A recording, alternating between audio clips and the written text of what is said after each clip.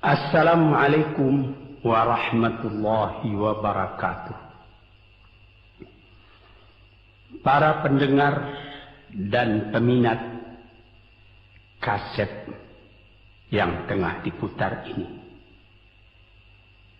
saya menyatakan rasa bahagia, rasa syukur kepada Allah dapat menyampaikan dakwah saya ini sekarang dengan kaset. Moga-moga dapat tuan-tuan putarkan, tuan-tuan dengarkan ketika tenang-tenang dengan anak-anak di rumah, atau ketika naik mobil, di mobil-mobil yang dapat memasang kaset dalam perjalanan yang jauh, sehingga kecapean dan kepenatan dalam perjalanan pun hilang karena mendengarkan suara ini. Yang akan jadi cerita saya pada hari ini adalah apa yang pernah kejadian di zaman Nabi kita Muhammad sallallahu alaihi wasallam. Di dalam riwayat ada diceritakan bahwa pada suatu hari, kira-kira pukul 9 pagi sepenggalah matahari naik, Rasulullah sallallahu alaihi wasallam berjalan dari rumahnya, dari biliknya, menuju ke dalam masjid beliau yang mulia di Madinah. Ketika itu biasanya ada juga orang yang sembahyang di masjid, sembahyang sunat duha. Tapi umumnya masyarakat sudah keluar dari rumahnya pagi-pagi, bekerja menurut bidang masing-masing. Yang pergi bertani, yang pergi berniaga, yang pergi mengembalakan unta atau kambingnya. Tinggallah beberapa orang saja. Beliau lihat di sudut masjid ada satu orang pemuda sedang duduk tafakur termenung. Mukanya kelihatan muram saja, menunjukkan kesedihan yang terpendam di dalam hatinya.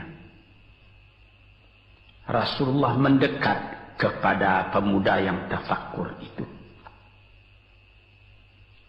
Setelah dilihatnya Rasulullah datang, dia pun menengadahkan muka. Rasulullah pun bertanya, "Mengapa di saat begini engkau duduk tafakur dalam masjid? Dan wajahmu kelihatan ada menampakkan kesedihan atau muram durja. Apakah yang engkau derita sekarang ini?" Jadi pemuda tadi menjawab, "Hazanun lazimatni ya Rasulullah wa duyunun." Artinya, aku ditimpa duka cita ya Rasulullah karena utang. Rupanya orang ini berutang. Utang telah lama, janji sudah dekat, persediaan buat membayar belum ada. Itu yang saya menungkan di sini ya Rasulullah. Dengan senyum Rasulullah menjawab, "Sudikah engkau kalau aku ajarkan kepadamu suatu bacaan? Apabila bacaan ini, yaitu berupa doa, engkau baca pagi-pagi, dan nanti petang-petang pun engkau baca pula dengan hati khusyuk, insyaallah hutangmu itu akan terbayar." Tentu pemuda tadi dengan besar hati menjawab, "Tentu ya Rasulullah. Aku senang sekali kalau dapat engkau ajarkan kepadaku apakah doa itu." Lalu Rasulullah membacakan, mengajarkan kepada pemuda itu doa ini. Inilah yang akan saya bacakan pula, mudah-mudahan kita semuanya dapat pula mengambil bacaan ini menjadi bacaan kita. Kita baca pagi, kita baca petang. Apa bunyinya?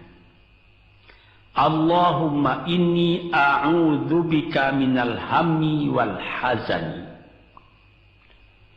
wa a'udzubika minal ajzi wal kasli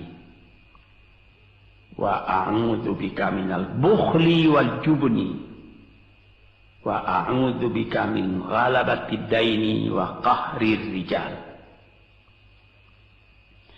Sebelum kita uraikan atau kita tafsirkan artinya satu demi satu, baik kita artikan secara keseluruhan lebih dulu. Artinya ialah, ya Tuhanku, aku berlindung kepada Engkau daripada ini. Lalu disebut 8 banyaknya. Yang pertama, aku berlindung kepada Engkau daripada duka cita, daripada kesusahan dan duka cita. Susah dan duka cita, sudah 2. Dan aku berlindung kepada Engkau daripada malas, daripada lemah dan malas, jadi 4. Dan aku berlindung kepada Engkau daripada bakhil, berat mengeluarkan uang, dan daripada pengecut atau penakut, sudah 6. Dan aku berlindung kepada Engkau daripada pengaruh berutang dan daripada kekuasaan orang lain atas diri kita, sehingga kita tidak mempunyai kemerdekaan pribadi lagi. Inilah 8 yang diminta kepada Tuhan. Moga-moga kita jangan diserang oleh penyakit ini. Karena kalau ada ini penyakit yang 8 perkara, itu kita mempunyai pribadi yang lemah. Tidak mempunyai lagi personality yang dapat tegak. Padahal dalam didikan agama kita, tempat kita takut cuma satu, yaitu Allah. Yang lain tidak ada. Yang pertama, susah. Apabila orang telah susah, pikirannya pun sudah tertumbuk. Jalan untuk maju tidak ada lagi. Padahal dalam kehidupan itu, manusia tidak akan berjalan di atas jalan yang datar saja, yang bertaburkan kembang. Kehidupan itu mendaki, menurun, melereng, berenang, melalui ombak dan gelombang. Itu pasti dalam hidup. Apa yang disusahkan? Kusut, tak ada kusut yang tidak selesai. Keruh, tak ada keruh yang tidak jernih. Apabila pikiran kita telah susah lebih dulu, maka gelaplah jalan yang kita tempuh ke muka dalam kehidupan tadi. Yang kedua, kita disuruh berlindung kepada Allah daripada duka cita. Yang menyebabkan orang duka cita itu memang banyak. Misalnya, kehilangan barang yang disukai, kematian orang yang disenangi, bahaya yang datang dengan tiba-tiba. Orang yang ditunggu sudah lama tidak datang. Barang yang dicari tak bertemu, dan lain-lain sebagainya. Lalu tumbuh hazan, duka cita. Kalau kesusahan menjadikan soal yang kita hadapi jadi kusut, kedukaan menyebabkan jalan yang kita tempuh jadi gelap.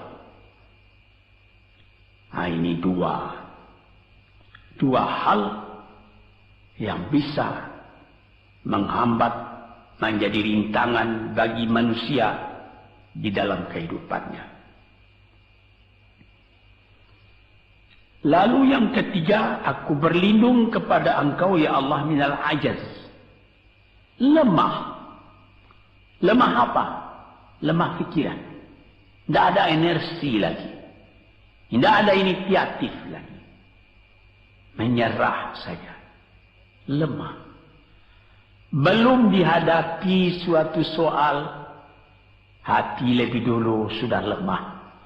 Merasa itu soal terlalu besar.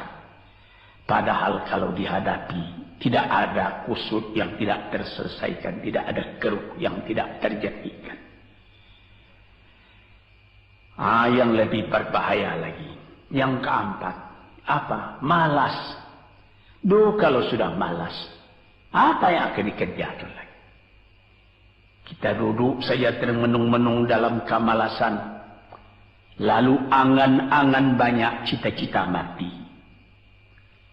Angan-angan hendak terbang, padahal sayap tidak ada. Angan-angan hendak mempunyai ini, hendak mempunyai itu, hendak mempunyai Mercedes-Benz, hendak mempunyai rumah besar. Tapi ikhtiar tidak ada.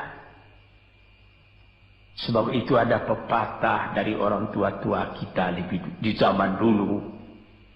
Dikatakannya, mati, ini di zaman penjajahan dulu nih. Mati Belanda karena pangkat katanya. Mati Cina karena kaya katanya. Mati Keling karena makanan katanya. Mati Melayu atau Indonesia karena angan-angan. Ini dia. Angan-angan karena malas saja, berangan-angan. Tapi malas. Jadi tidak jadi. Dan itu membentuk juga kepada diri kita. Orang pemalas itu jalannya lunglai saja.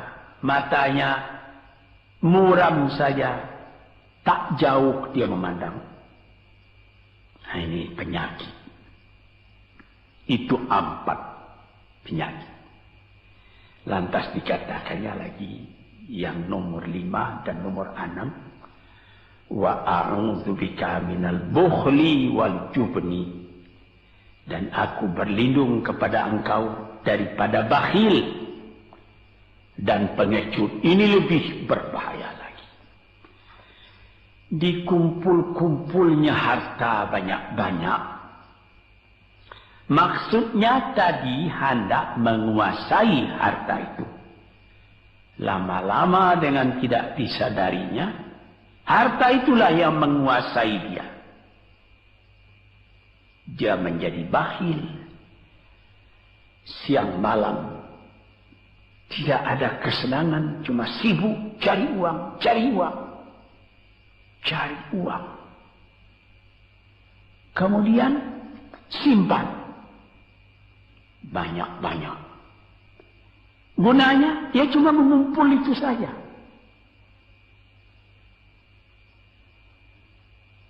Akhirnya berapa banyaknya orang yang mengumpul harta banyak-banyak, faidahnya tidak didapatnya.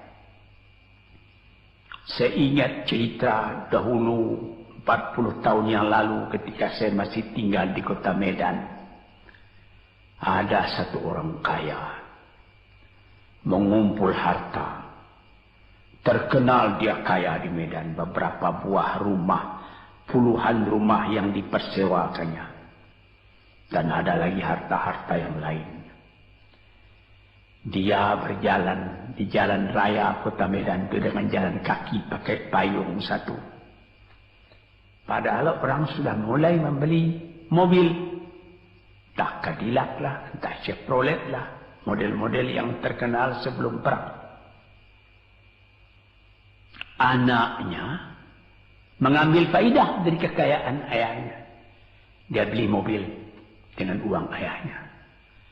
Lalu orang bertanya, Tuan, anak Tuan sudah naik mobil, Tuan masih jalan kaki. Apa jawab si bakhil tadi? Saya anak orang miskin, anak saya anak orang kaya, katanya. Nah, inilah orang yang bukan lagi mencari harta buat menguasai harta itu, tetapi dia mencari harta buat dikuasai oleh harta itu. Yang nomor 6 lebih jahat lagi. Apa? Jubun, pengecut. Pengecut ini menjadikan separuh dari kehidupan manusia menjadi gagal. Ada pepatah orang, kalau engkau berniaga atau berusaha, meskipun modalmu tadinya tidak ada, asal engkau berani, itulah modal utama dalam hidup. Sesuai dengan pepatah Melayu atau pepatah Indonesia lama, dia katakan, robeklah tali, putuslah tali layang-layang, robek kertas tentang bingkai. Hidup jangan mengepalang, tidak kaya berani pakai. Hidup jangan mengepalang, tanggung-tanggung jangan. Tidak kaya berani pakai. Keberanian itu adalah modal.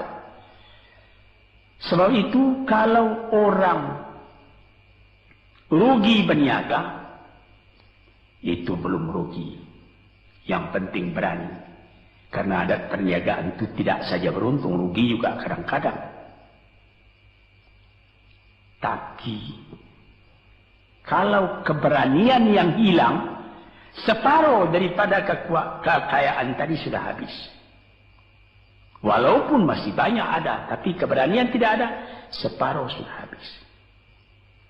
Akhirnya, walaupun kekayaan besar, tapi kepercayaan hilang, itu namanya habis, tidak ada lagi.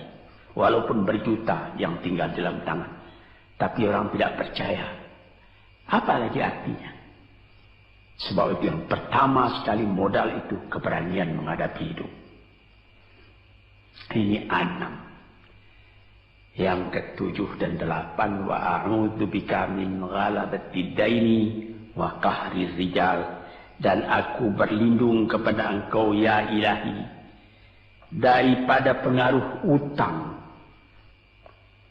Hutang itu, itulah anak muda yang duduk di sudut masjid tadi, dipengaruhi oleh utang. Sampai Rasulullah sendiri pun mengatakan, iyyakum wad-daina. Jagalah supaya kalau sedapat-dapatnya jangan sampai berutang.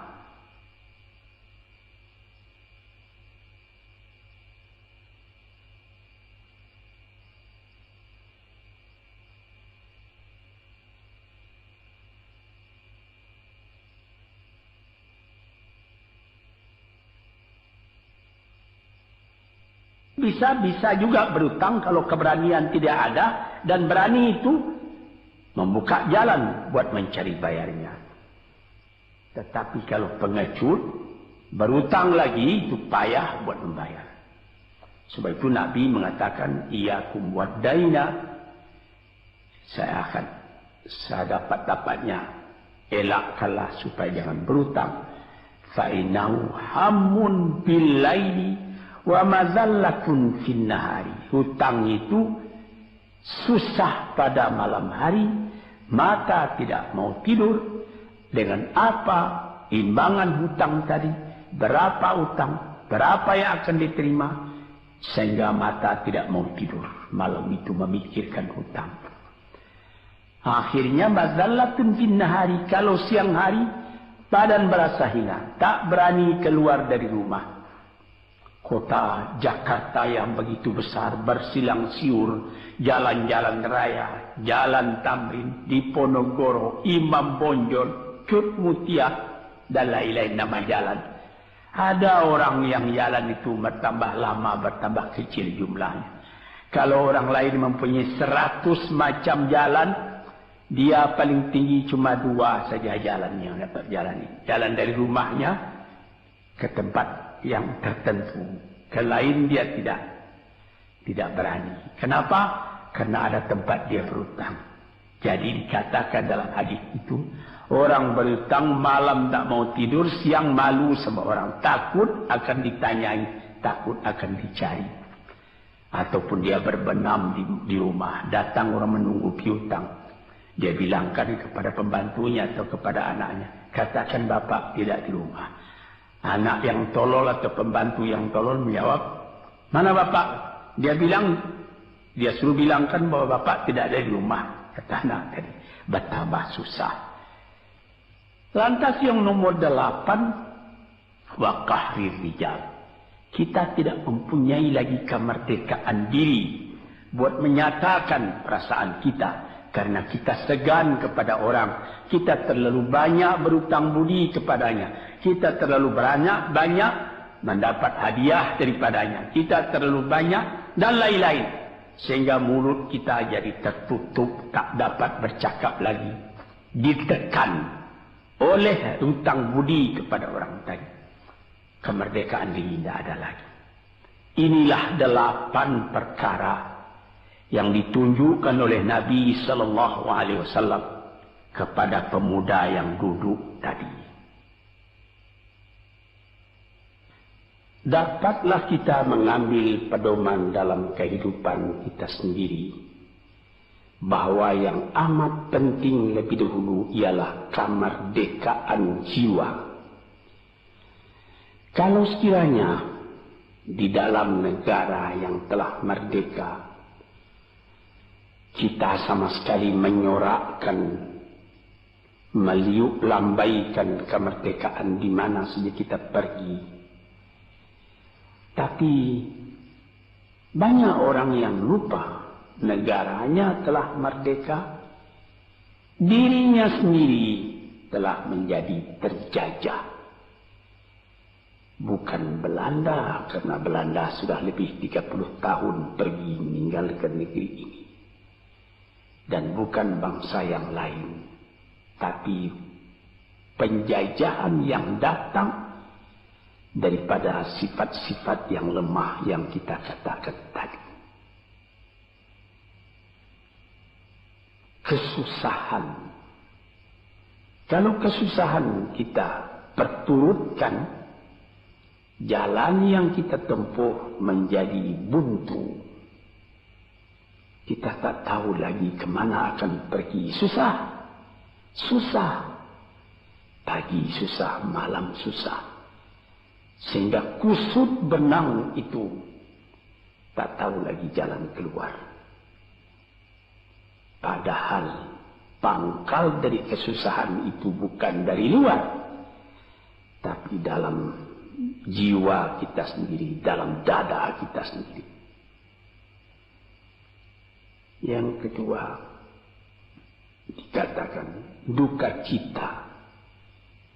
Saya teringat kepada satu pantun Melayu atau pantun Indonesia. Dikatakannya, kalau berhidup jangan bermenung. Kalau bermenung riak pun tiba. Kalau duduk jangan termenung. Kalau termenung hati pun iba. Kalau hati sudah iba, jalan tertumbuk. Sampai ada juga pepatah nenek moyang kita, hati yang marah mendorongkan, hati yang iba menjauhkan. Sebab itu haruslah kita bersedia membesarkan jiwa kita sendiri. Marfu'ar ra's, maufurul kiramah.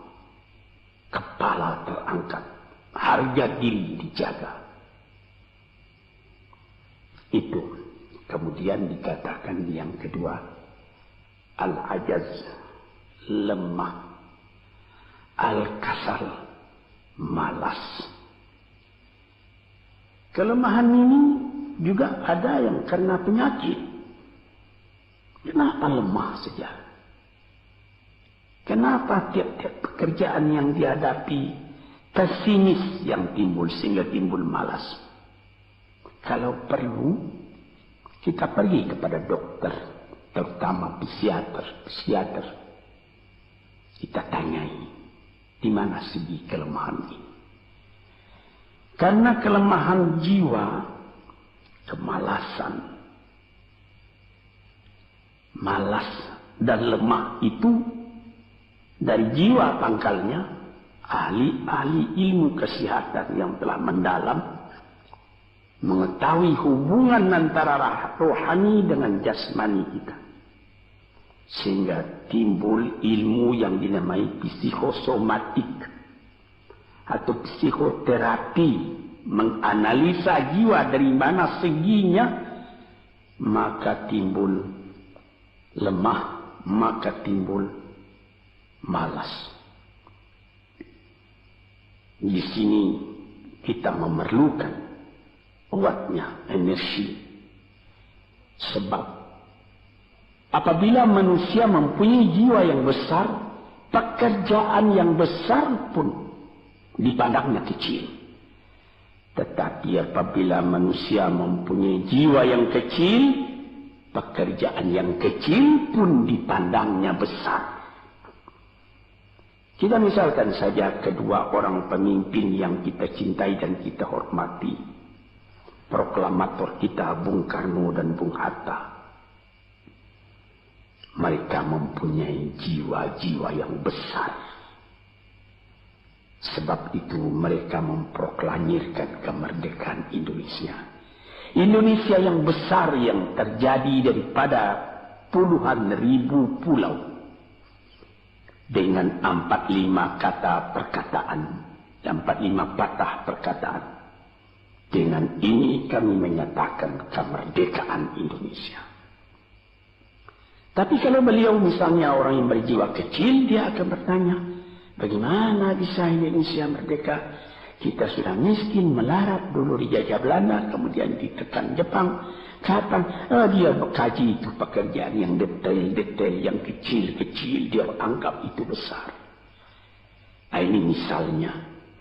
Maka orang-orang yang ajaz, yang lemah, atau yang kasar, yang pengecut, yang pemalas, tidak dapat mengerjakan pekerjaan yang besar-besar. Nah, kemudian yang kelima dan keenam, wa a'udzubika minal bukhli. Aku berlindung kepada engkau daripada bakhil. Menerima mau banyak-banyak, mengeluarkan paling sedikit. Dia anggap, sebagaimana saya katakan tadi, tadinya dia menguasai harta. Akhirnya dengan tidak disadarinya, dia yang dikuasai oleh harta. Akhirnya orang yang begini kerjanya cuma mengumpul-ngumpul harta saja. Kumpulkan harta banyak-banyak. Kemudian Tuhan memanggilnya kembali ke akhirat. Mati. Tidak ada harta tadi yang dibawanya. Tinggal menjadi perselisihan di antara anak dan cucu. Di hari-hari yang pertama, anak tadi menangis. Ayahnya telah mati. Tapi di hari yang kedua dan ketiga, dia tidak menangis lagi. Dia berpikir, di mana kunci ditaruh ayah? Di mana simpanan ayah? Berapa peninggalan ayah? Lalu dia berkelahi. Anak tadi. Nah ini, karena si ayah tadi bukhul, bakhil. Nikmatnya orang lain yang merasai, dia sendiri sengsara diperintah oleh hartanya itu. Apatah lagi yang keenam, jubun, pengecut. Dia berjalan siang, dia berjalan malam hari. Kelihatannya olehnya pohon kayu bergerak-gerak. Disangkanya itu hantu. Dia lari terus. Bertambah lari, bertambah takut. Akhirnya dia pingsan karena sudah lari. Dia tidak ada apa-apa oleh orang yang berani. Ini orang yang gagal di dalam perjalanan hidupnya. karena penakutnya, karena pengejutnya itu. Padahal di dalam keterangan agama sendiri, orang-orang yang beriman kepada Allah dikatakan la tahinu wa la tahzanu wa antumul a'launa in kuntum mu'minin. Jangan engkau merasa lemah, jangan engkau merasa duka cita, jangan engkau merasa pengecut. Engkau tinggi kalau engkau beriman kepada Allah Subhanahu wa Ta'ala. Dengan iman kepada Allah Ta'ala itu kita melihat alam dalam keindahannya, dalam kekecilannya. Yang besar cuma Allah. Kita tidak takut karena tidak ada satu bahaya yang akan menimpa kepada diri kita kalau tidak Tuhan yang menentukan. Ini pokok tuan-tuan, para pendengar kaset yang saya muliakan. Kemudian di nomor 7 dikatakan kita berlindung kepada Allah daripada pengaruh hutang. Alangkah kecilnya jiwa orang apabila dia telah berutang kepada orang lain. Dibikin janji, tanggal sekian akan dibayar. Tanggalnya sudah dekat, persediaan belum ada. Lalu timbul kecil jiwa sekali lagi. Apatah lagi qahri rijal yang nomor 8. Yang ke-8 sebagaimana telah kita uraikan tadi ialah qahri rijal. Pengaruh orang lain kepada diri kita sendiri. Sehingga kita tidak berani lagi menyebut kebenaran. Tidak berani lagi mengatakan yang hak. Lidah telah tertutup. Mulut telah penuh dengan air sehingga tidak dapat dibuka lagi. Segan. Kita sudah terlalu banyak berutang budi kepada orang. Walaupun sudah jelas perbuatan orang itu salah misalnya. Kita tidak berani lagi menegur. Dengan demikian timbullah di dalam masyarakat apa yang disebut dalam bahasa Arab munafik.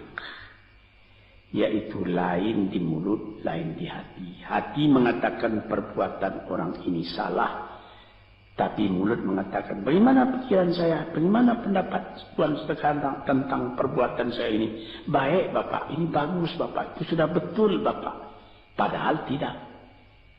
Ini kecelakaan yang nomor 8. Kita minta kepada Allah supaya kita dilepaskan dari pengaruh-pengaruh orang, pengaruh manusia. Sehingga kita tidak berani lagi menyebut apa yang benar itu. Padahal di dalam hadis dikatakan qulil haqq walau kana murran. Katakan yang benar itu walaupun pahit sekalipun. Ini murah menyebutnya, tetapi kalau jiwa sudah tertekan tidak berani menyebutnya lagi.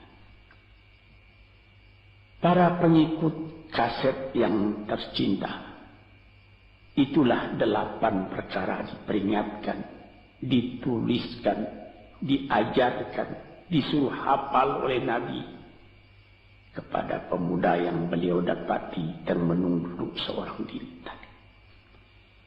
Dengan patuh dia turuti kehendak Nabi, dia baca itu tiap pagi, dia baca itu tiap sore, dia pahamkan apa isinya.